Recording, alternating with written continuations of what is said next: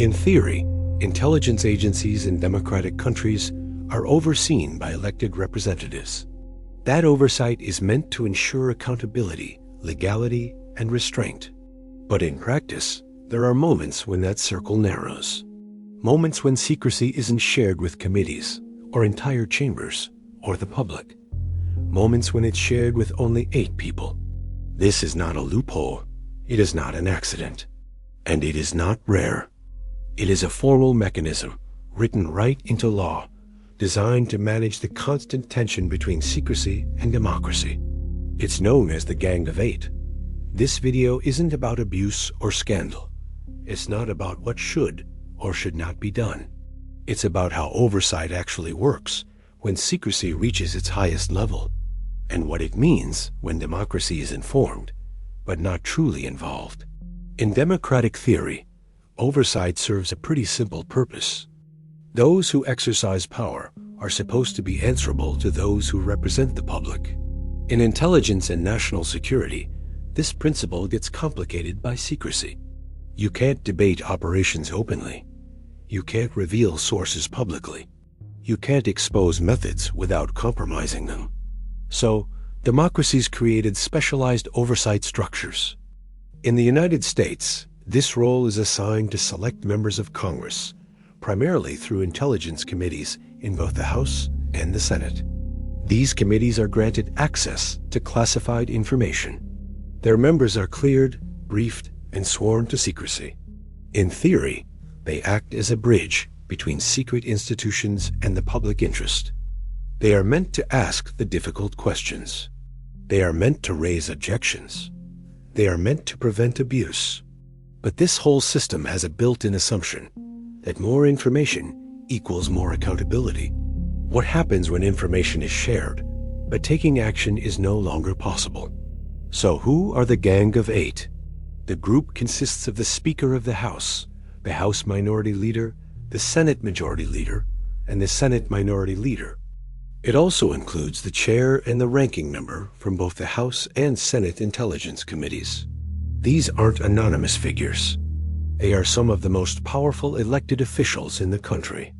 Under U.S. law, the executive branch can limit notification of certain intelligence activities to just this group when something is deemed extraordinarily sensitive. This is perfectly legal. It's documented. It's intentional. The reason for it is straightforward. Some operations are considered so delicate that wider disclosure is seen as a risk in itself. More people informed means more opportunities for leaks. More debate means more delay. More scrutiny means more exposure. So notification is narrowed, not eliminated, just concentrated. On paper, this preserves the idea of oversight while minimizing risk. But in reality, it fundamentally changes what oversight actually means. Oversight doesn't disappear because officials are malicious. It contracts because systems respond to incentives. From the executive branch's perspective, secrecy carries political risk. If a secret operation becomes public, consequences follow. Hearings are held. Explanations are demanded. Reputations are damaged.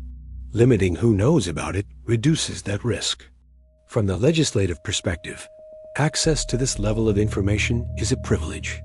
The members who are granted access are sworn to secrecy. They cannot share the details with their colleagues. They can't inform their constituents. They can't generate a public debate. Their role becomes passive rather than active. They know, but they cannot speak. They are informed, but they can't mobilize any opposition. Over time, this dynamic reshapes behavior. Oversight becomes simple notification. Notification becomes a formality, and that formality becomes a justification. The system continues to function, but its entire center of gravity has shifted away from active supervision. One of the least discussed aspects of intelligence oversight is timing. In many cases, notification to the Gang of 8 happens after decisions have already been made. The operation is already authorized. Resources have been allocated. Momentum has been established. At that point, what does oversight really mean? Lawmakers might object privately. They might raise concerns behind closed doors, but they lack real enforcement power. They can't reverse an operation without exposing it to the public. And public exposure is the one thing this entire system is designed to prevent. This creates a paradox. Oversight exists, but it cannot operate openly. Authority exists, but it cannot be exercised visibly. The public assumes their elected representatives are watching closely, but in reality, watching doesn't always imply control. Awareness is not the same as veto power. Information is not intervention. And in this system, silence is not evidence of agreement. It is often a strict requirement. Democracy relies on the idea of informed consent. Citizens cannot meaningfully judge actions they are not even allowed to know about. When oversight is narrowed down to just 8 people, the public is excluded by design.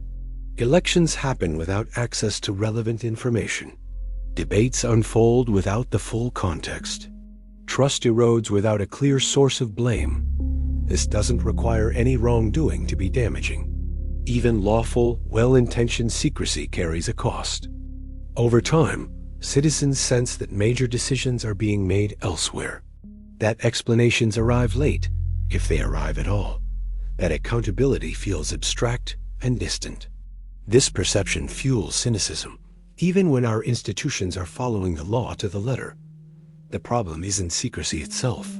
The problem is permanence. It's when emergency measures become routine.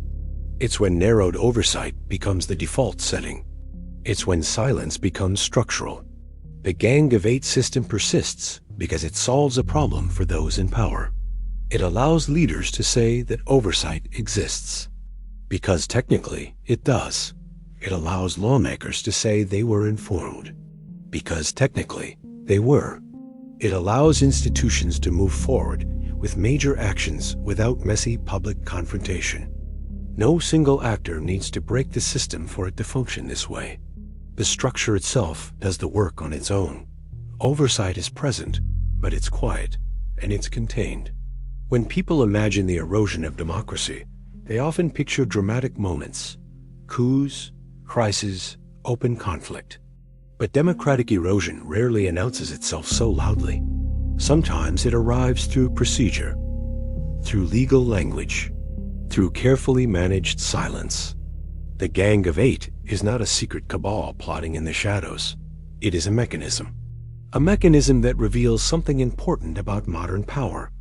Oversight exists, but sometimes it exists only to say that it existed. Thanks for watching.